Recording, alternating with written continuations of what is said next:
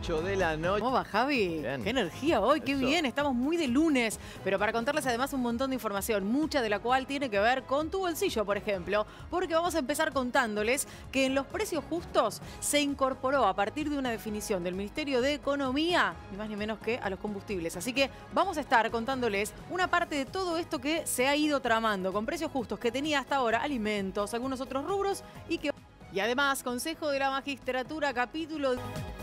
Y vamos a comenzar hablando de economía y vamos a comenzar hablando de este tema que les contábamos recién. Durante el transcurso del día se habló y mucho acerca de qué iba a ocurrir con la incorporación. Entonces, con la información del... Bueno, vamos a hablar de otro tema que está vinculado con algunas cuestiones que tienen que ver con la economía, con decisiones tomadas por el Ministerio de Economía y es, además, por un tema off the record que podría llegar a fallar, habla de una cuestión que sería desde el momento del fallo hacia adelante, es decir, devolverle ese punto de coparticipación a la Ciudad Autónoma de Buenos Aires, pero que no sea retroactivo por todo este tiempo que la provincia estuvo recibiendo aquel dinero que se le quita a la ciudad. Acá en lo que aparece en el presupuesto 2023 de Sergio Massa. Esos 200 millones que forman parte de un fondo para el conurbano, como se estableció, dando a la Ciudad de Buenos Aires en función de los nuevos cambios, bueno, los perdería el gobierno de la provincia de Buenos Aires y para que sea... Enorme. Y siendo un año electoral... Claro, ni hablar. Especialmente importante. Absolutamente importante, básicamente porque lo que hace es reformularle un montón de proyectos y de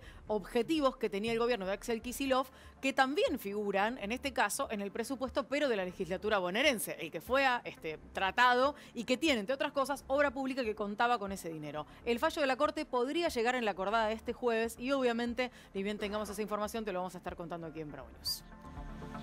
Bueno, pero ahí me parece hay algunas cuestiones técnicas que por lo menos... ¿La soja se refleja? Era en dólar soja.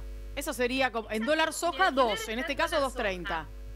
Y vos fíjate que la... Porque digo, esta historia vos la has contado mucho, nos la has contado a nosotros, y venís además militando esta historia. Digo, también está vinculada con el precio que le pagan al productor por la leche, y después todo lo que termina ocurriendo respecto de lo que cada uno de nosotros, cuando va al supermercado, al almacén de cercanía o a donde sea, paga ese litro de leche que está en la góndola. Digo, ¿cómo están ustedes ahora en función de la comparación entre lo que les cuesta producir un litro de leche y lo que les pagan ese litro de leche? Una noticia que no deja de ser una buena noticia. Vamos a hablar del oleoducto trasandino, de la posibilidad de transportar. Pretende poder vender hasta 100... Pensar además que son 427 kilómetros de un oleoducto que va a estar transportando la energía de aquí a Chile y con esa posibilidad también el ingreso de dólares para la Argentina, que será un beneficio.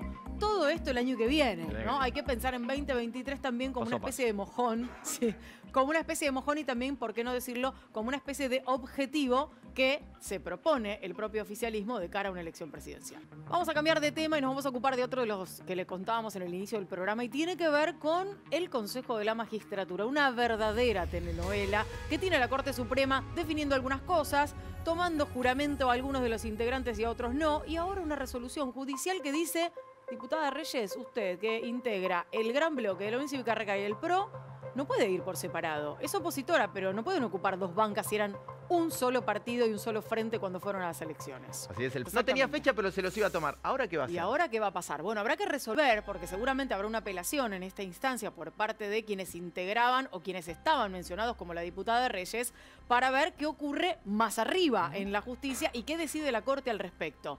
Es curioso porque, digo, es el mismo argumento, pero a la inversa, que se termina utilizando desde el propio Frente de Todos para decir que en el caso del Senado lo que tienen que haber es dos integrantes de esa fuerza que se dividió en dos bloques que terminan conformando la primera y la segunda minoría. Cormic, lo que es, como la Corte Suprema falló en el caso de Doñate, tanto tienen que ser considerados como una minoría, no como primera y segunda minoría. Bueno, los argumentos, viste cómo son. De la mitad de la biblioteca para un lado nos conviene a unos y de la mitad de la biblioteca para el otro nos conviene a otros. Qué lío. Y así las cosas en esta gran telenovela en la que además se ha sumado uno de los que hizo su presentación ante la justicia porque se suponía que la banca que tiene que ocupar el Consejo de la Magistratura le correspondía a él, que es el senador Luis Juez, y vino con todo, ¿no? Bueno, Juez Sí, así. Comenzamos este segundo bloque en Bravo News para contarles parte de la agenda del presidente Alberto Fernández, que